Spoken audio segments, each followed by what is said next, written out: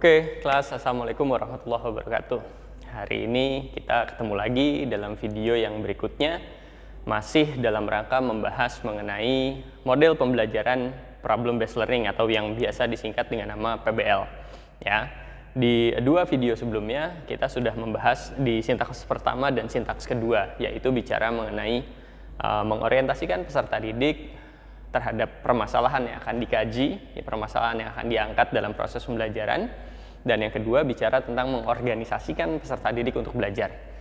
Di proses video yang pertama bicara tentang sintaks ke-1, itu tentang bagaimana sih caranya kita mengorientasikan peserta didik dan bagaimana caranya mengangkat masalah supaya masalah itu benar-benar bisa didapatkan oleh peserta didik, ya. Sedangkan yang kedua itu bicara mengenai bagaimana mengorganisasikan siswa untuk belajar. Salah satunya adalah dengan cara mengelompokkan siswanya. Maka yang ketiga, yang di video kali ini kita akan bicara tentang sintaks ketiga, yaitu membimbing penyelidikan.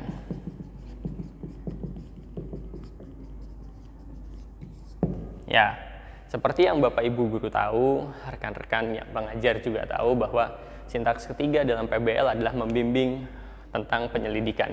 Apa yang diselidiki? Yang diselidiki adalah tentang bagaimana caranya menyelesaikan masalah yang diangkat tersebut untuk mendapatkan solusi terbaik. Jadi bisa saja siswa atau peserta didik Bapak Ibu semua rekan-rekan pengajar mendapatkan beberapa alternatif solusi. Ya, dan itu yang akan kita kaji dalam sintaks nomor 3 ini. Gitu.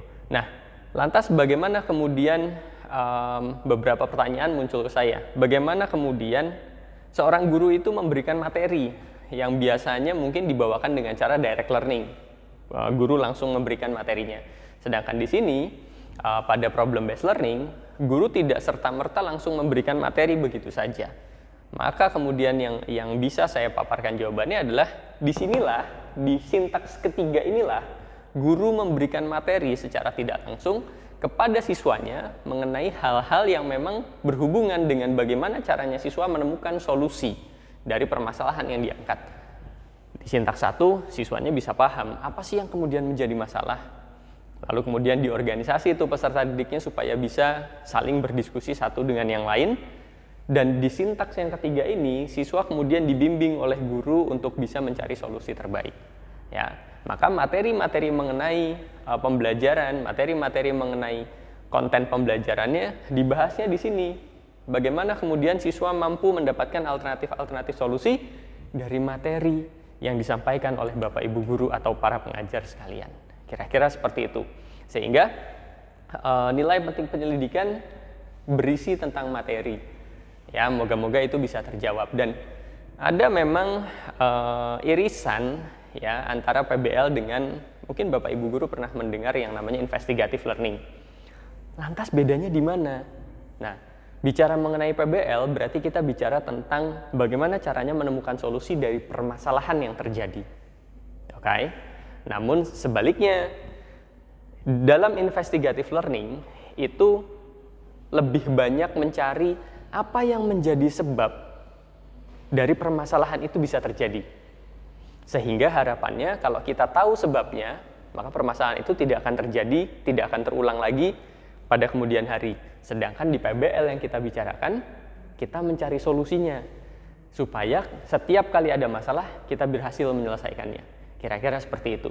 Itu ada di membimbing penyelidikan.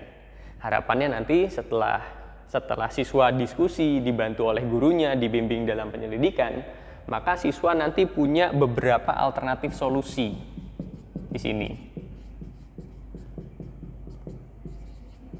Alternatif solusi dari permasalahan yang diangkat, dari permasalahan yang dikaji. Nah, alternatif solusi inilah yang kemudian nanti pada sintaks berikutnya, sintaks keempat, ya, itu dikaji dan dievaluasi. Ingat bahwa sintaks keempat itu bicaranya tentang menyajikan hasil karya. Nanti kita akan bahas di video berikutnya. Khusus untuk yang video ketiga, berisi tentang bahasan sintaks ketiga pada problem based learning adalah membimbing penyelidikan, di mana siswa dibimbing oleh gurunya, diberikan materi-materi tentang konten pembelajarannya, untuk siswa bisa mendapatkan beberapa alternatif solusi untuk menyelesaikan masalah yang diangkat sebagai permasalahan dalam pembelajaran tersebut. Begitu kira-kira penjelasan mengenai sintaks yang ketiga, yaitu membimbing penyelidikan. Esok di video berikutnya kita akan membahas mengenai sintaks yang keempat, tentang menyajikan hasil karya. Ya, siswa yang sudah punya beberapa alternatif solusi akan disajikan, dipresentasikan, kira-kira seperti itu. Besok kita bahas lebih jauh mengenai bagaimana siswa menyajikan hasil karya di sintaks yang keempat. Terima kasih untuk hari ini. Jika memang ada komen atau ada pertanyaan, boleh komentar di bawah. Kita bisa diskusi di sana. Terima kasih semuanya Bapak Ibu Guru. Sampai jumpa di video berikutnya.